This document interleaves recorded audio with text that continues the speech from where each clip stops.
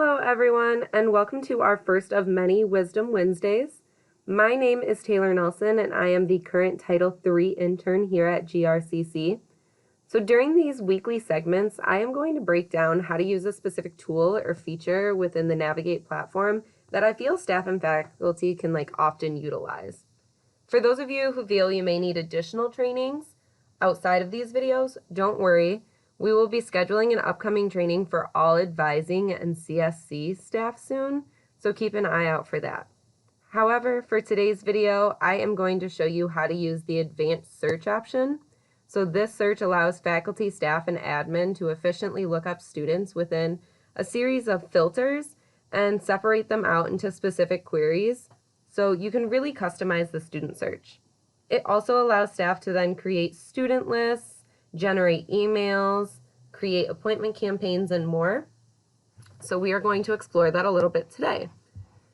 So first, you'll log into your Navigate platform. I currently am on the live site. If you want to play around, I know the test site is available. It may have some outdated data, but you can also do this on live. So you're going to go to the advanced search on the left. That is the little magnifying glass with the plus sign. Once you click on there, there's going to be a variety of filters that are going to pop up. So first, I'm just going to break down the filters that are in each of these individual sections, and then I will go through and do an example advanced search for you.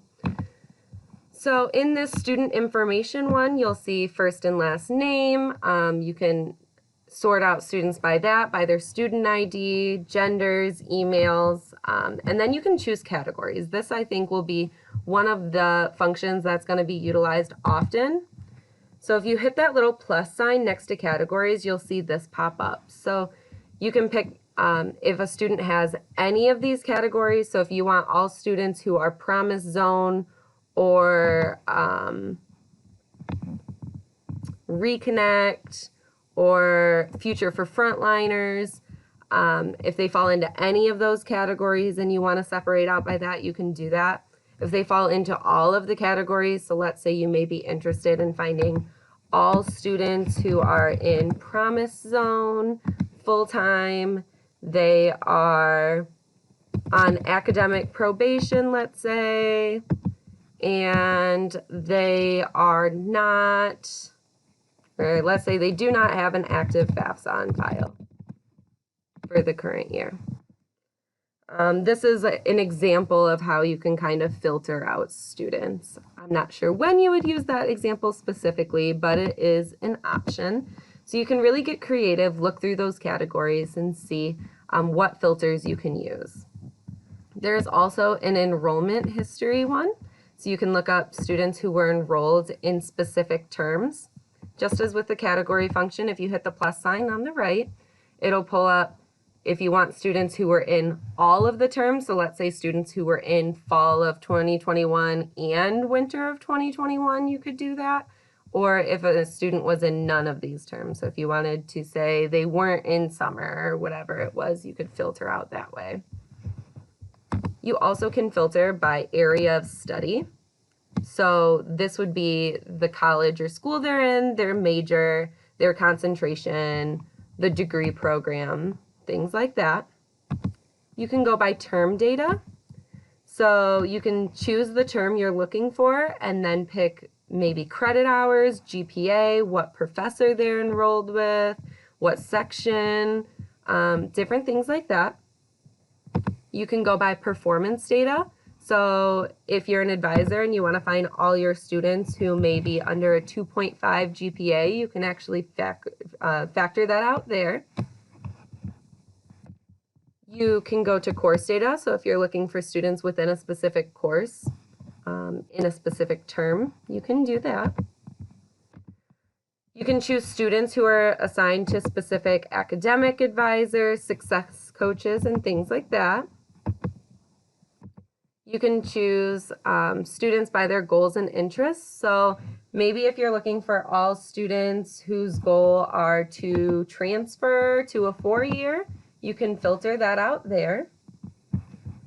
You can go to their academic plan. and any of their plan terms will pull up. So students who have a specific plan term in any of these in any of these semesters, that will pull up there.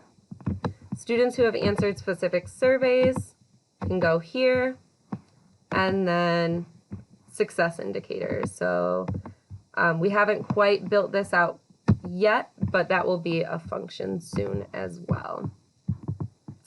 So I'm going to close out some of these, and then I will give an example search that could be utilized often. So let's say I am looking for all students who are, let's use Promise Zone for an example. So our full-time Promise Zone students who have been enrolled in winter 2021. So we're going to consider these all of our active students. Summer of 2021.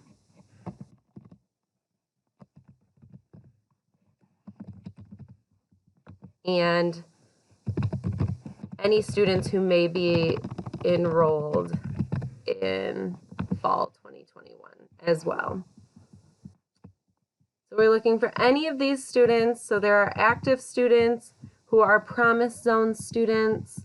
And let's say I'm looking for all those students who are assigned to a specific advisor. So for example, any students who are Promise Zone were enrolled in any of the terms that I chose above, who are also assigned to Dan.